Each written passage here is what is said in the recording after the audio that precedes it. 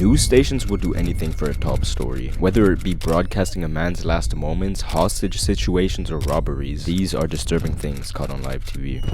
Welcome back to another video. Now, I know what it looks like, okay? It may look like I haven't posted anything for 2 months. It may look like that.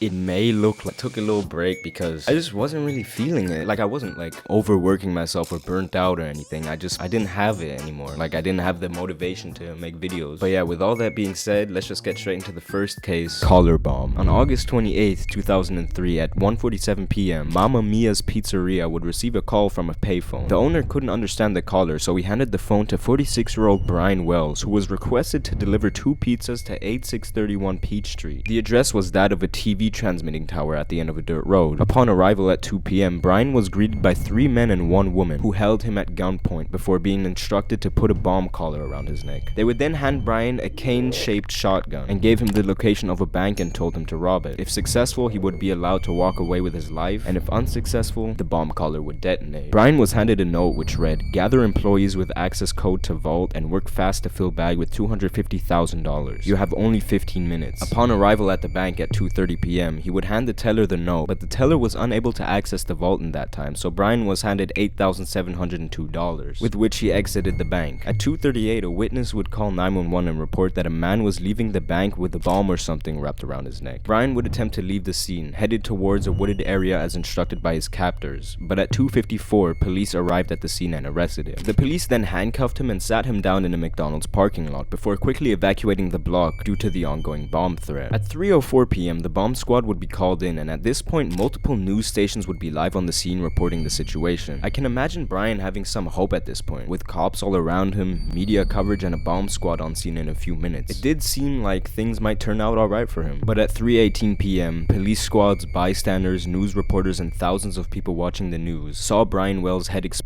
on live television. The bomb squad would unfortunately arrive 3 whole minutes later, but by then, Brian was long gone. The people responsible were Marjorie Deal Armstrong, Kenneth Barnes, William Rothstein, and Floyd Stockton Jr. They had all discussed how they could make a lot of quick money, and Marjorie suggested Barnes kill her father, and Kenneth told her he'd do it for $250,000. So they hatched the collar bomb plan and would use it on Brian Wells, who was even told about the plan, as they were initially just going to use the bomb as a scare tactic, but after one of Brian's friends/sex workers set up Brian for money and drugs, his fate was sealed. They would all be arrested and all died from 2004 to 2022. San Francisco, 89. On June 27th, 1988, a 5.3 magnitude earthquake would hit San Francisco. The quake broke windows and made houses crumble, but an even stronger 5.4 magnitude earthquake would hit again on August 8th, 1989, where chimneys got toppled, walls cracked, and underground pipes busted open. While at the time it seemed like that was as bad as it could get, that was only the beginning of something awful. On October 7th, 1989, the San Francisco Giants would play against the Oakland Athletics in the 1989 World Series. The event was broadcast live and the game was proceeding as usual until he fails to get Dave Parker at second base, so the Oakland A's take. I'll tell you what, we're having an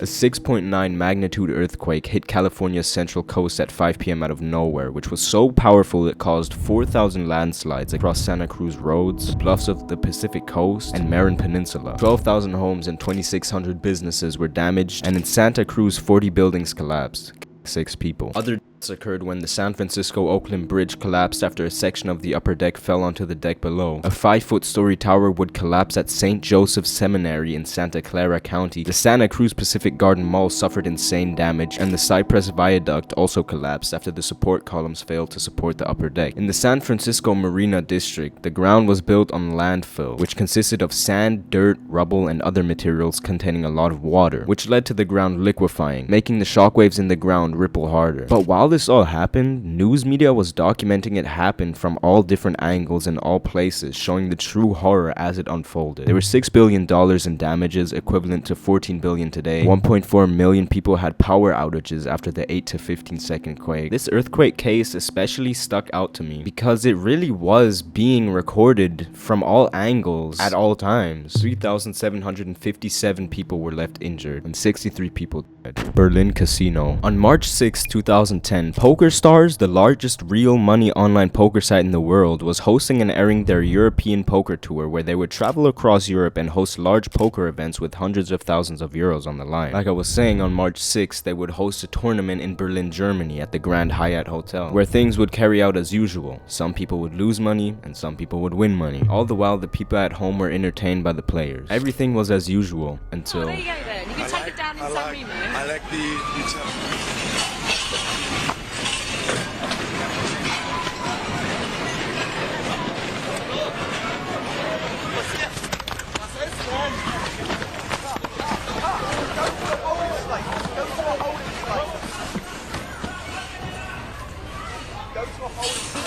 Four masked men wielding machetes and a handgun stormed the hotel, declaring to everyone that they were being robbed. In the lobby, there was a hassle between the men and security. Luckily, nobody was harmed other than a man with a few slashes from trying to hold down one of the men. The men would then make a run for their black Mercedes getaway, leaving with 242,000 euros. Despite the circumstances, German police were actually pretty amused, stating that the casino robbery was one of the most amateur robberies they had seen, gathering 80 witness accounts within a couple of days and leaving behind easy-to-solve evidence. The men would get arrested a few days after the robbery and were sentenced to 3 years in prison. And while everyone made it out of the robbery alive, the panic from the poker players in the moment the robbers stormed the hotel, not knowing the intentions of the men wielding huge knives and a gun, is pretty disturbing. Manila hostages. On August 23rd, 2010 at 9 a.m., a tour bus driver was waiting for his passengers to return from a tour in Fort Santiago, a well-known tourist spot in Manila, Philippines. Once the passengers returned and began boarding the bus, a man in police gear armed with a handgun and an M16 would join the tourists. Once inside, he would ask the driver Alberto Lubang for a free ride, but Lubang, obviously alarmed by the man, declined. At which point the man would order the 25 people in the bus to do whatever he says, whenever he says, otherwise they would get shot. The perpetrator was 55-year-old Rolando Mendoza, who was a former policeman and was fired from service due to an alleged drug violation, stripping all the benefits of retirement away from him. Mendoza would tell the passengers to close all curtains and instructed Lubang to head to Rizal Park. At around 10 a.m., the bus would arrive at Carino Grandstand, where Mendoza would handcuff Lubang to the steering wheel so that no escape could be made. Word would go out about what was going on, and within minutes there were police, onlookers, and tons of news stations began covering the case worldwide. Mendoza's interrogators would discover that Mendoza wanted to be reinstated into the police service, and if he gets what he wants, quote, I will voluntarily surrender with handcuffs on. Behind the scenes, the SWAT team was rehearsing what to do in the situation if worst came to worst. SAF, or Special Action Force, was also on the scene setting up snipers all around the Carino Grandstand. Manila's Vice Mayor Isko Moreno would be on his way to the office of the Ombudsman to reinstate Mendoza, and when Mendoza heard that this was happening, he would release 6 tourists and 2 Filipinos from the bus. It seemed like the messed up situation was going as well as it could be, until it didn't. Inside the bus, Mendoza was monitoring everything that was going on outside by watching the news, and suddenly he got upset. The media was presenting him negatively, as if he was a bad guy. Due to this, Mendoza demanded that a news station go inside the bus and interview him, as it was important to him that people knew his side of the story. However, the police didn't send the news in due to it being too risky. At around 1:30 p.m. after hours of waiting for the news interview, Mendoza's patience was put to the test. Media now, 3 p.m. today. Deadlock. He would tell the negotiators that if his demands weren't met, he would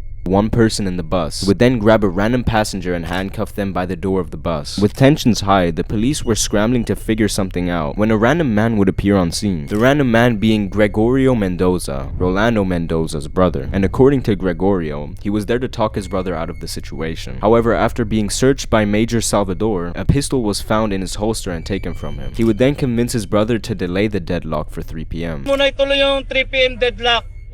Extension tayo. Hindi, wag muna, tol. Ipapaliwanag ko muna sa kanila yung sama ng loob natin pareho. At 6 p.m., a news radio station would get into contact with Mendoza and had a live interview with him, at which point the Ombudsman's decision letter was ready to be read by Mendoza. Kapitan, pwede po ba nating basahin sa ere yung pong nilalaman nung pong sulat sa inyo ng Ombudsman? Yes sir, Captain Mendoza. As per our conversation this afternoon, I hereby confirm that I shall personally review your case. I hope that you take my word. For that, I thank you for understanding my position as I completely understand yours. Basura itong sulat na to. Hindi ito ang kailangan ko. Walang kwenta yung sulat na yan, yung binasa ko na yan. Walang kwenta yan para sa akin. Ang mas gusto ko ba dyan, sinabi niya, dismiss ka talaga. Mas maganda pa. Kaya malamang may mangyayaring masama dito sa loob ng bus. Mendoza was pissed, and everyone on the scene was busy trying to calm him down. All the while, the police were trying to arrest Gregorio Mendoza for bringing a firearm to a hostage scene. And all the news stations competing for the best story began to cover it. All the while, Mendoza was inside seeing all of it. Malaman po tayo, ano po? Yung kapatid ko, nakikita ko bakit nila ginaganyan. Ako may kasalanan dito, wala kasalanan yan. Okay, kasalanan yan. Ipakita ninyo, nakawalan nyo nila kapatid ko. Ginagawa nilang bago yung kapatid ko na pulis. Wala namang kinalaman yan. Eto, pagka hindi nila binago yan, tutuluyan ko na yung mga dito na nasa loob. Tutuluyan ko na to.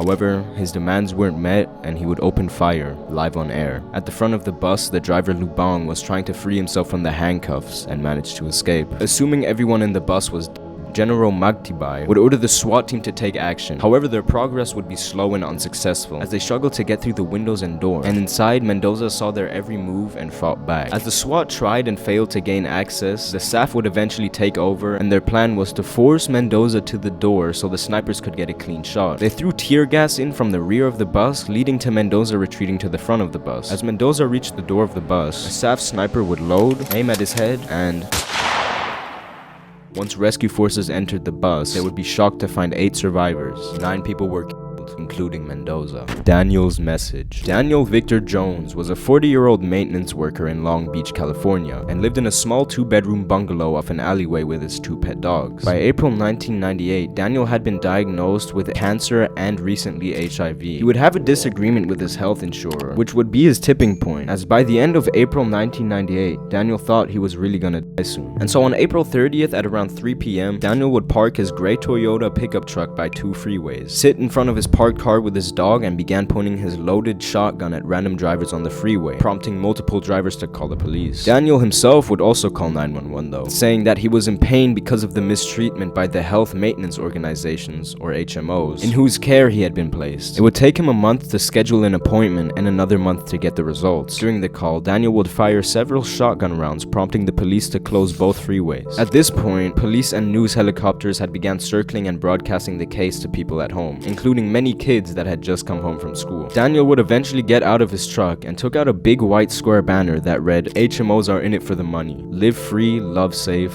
or die," which he had made specifically for this incident. Daniel would make obscene gestures on the freeway to the helicopters and return to his truck often to pet his dog. But as authorities were getting ready to negotiate with him, he would light a Molotov cocktail inside his truck, resulting in the inside of the vehicle instantly bursting into a large fireball. Daniel would stumble out of the truck and run across the freeway while trying to put himself out. It was clear that Daniel was unstable, and so police were scrambling to find something to do. After ripping his pants off, he would wander around the highway looking dazed and confused, before stumbling to the edge of the highway while gesturing angrily, appearing like he was about to jump, but he ended up stepping back before returning to his burning truck and retrieving his shotgun from the back. He would run around on the closed freeway under a bunch of helicopters before standing still, aiming, and Daniel died 15 days after his 40th birthday. He would lay on the ground lifeless as the live cameras kept rolling. Being a Thursday afternoon, this was seen by thousands of children whose after-school cartoons were interrupted by Daniel's message. Hopefully y'all enjoyed this video. Again, my bad for leaving for 2 months. That's my fault. That is all me. I'm sorry. This is Editor Twae here, just to say that you should subscribe and like the video because this dunce over here forgot to tell you. Also follow me on Instagram and Twitter. But yeah, I love you guys. I'll see you guys in the next video, and thanks.